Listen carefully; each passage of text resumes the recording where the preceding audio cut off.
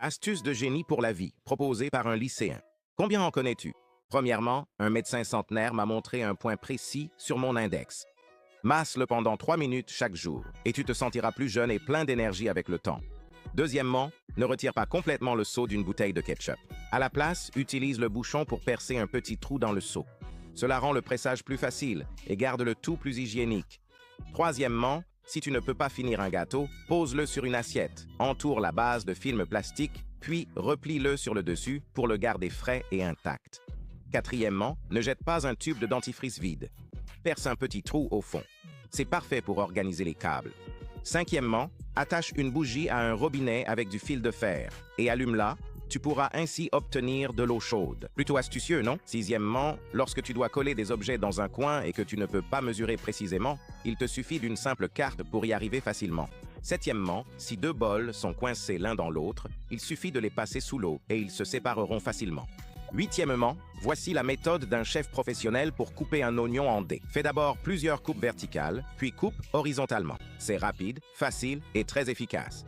Arrêtez de faire des nœuds de la mauvaise façon. Maîtrisez ces nœuds et vous deviendrez l'expert incontournable.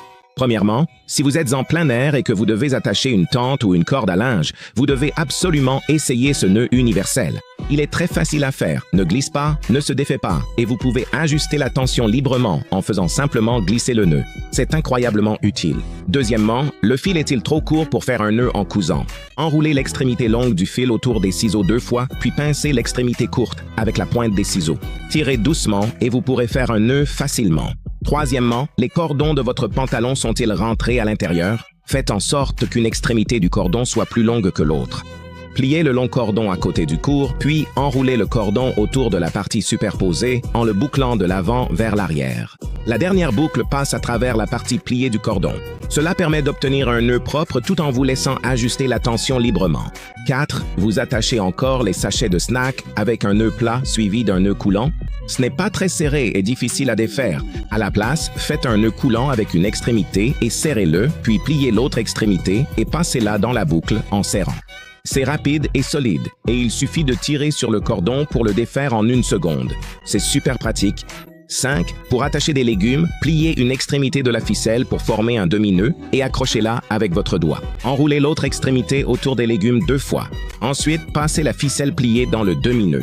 Serrez, ce qui crée une nouvelle boucle. Répétez l'opération avec l'autre extrémité de la ficelle pour terminer le nœud. Voici des astuces de vie que, peu importe combien d'argent vous dépensez, vous ne pouvez pas apprendre. Premièrement, je parie que vous ne saviez pas comment utiliser les boutons des toilettes. Le petit bouton évacue la moitié de l'eau des toilettes, le grand bouton évacue toute l'eau et appuyer sur les deux en même temps donne la chasse d'eau la plus puissante. Deuxièmement, pour un pied de chaise cassé, couvrez la cassure de plastique, rattachez le pied, chauffez le plastique pour fixer le tout et la chaise est réparée. Troisièmement, nettoyez une bouteille en plastique de qualité alimentaire avec de l'eau pour y stocker des céréales et des grains afin de les garder au sec et en sécurité. Quatrièmement, si un robinet fuit au niveau de la rotule, utilisez une clé pour dévisser la vis supérieure sur le côté, retirez le tuyau d'eau et le joint, enroulez du ruban téflon dans la rainure, réinstallez le tout et le robinet ne fuira plus.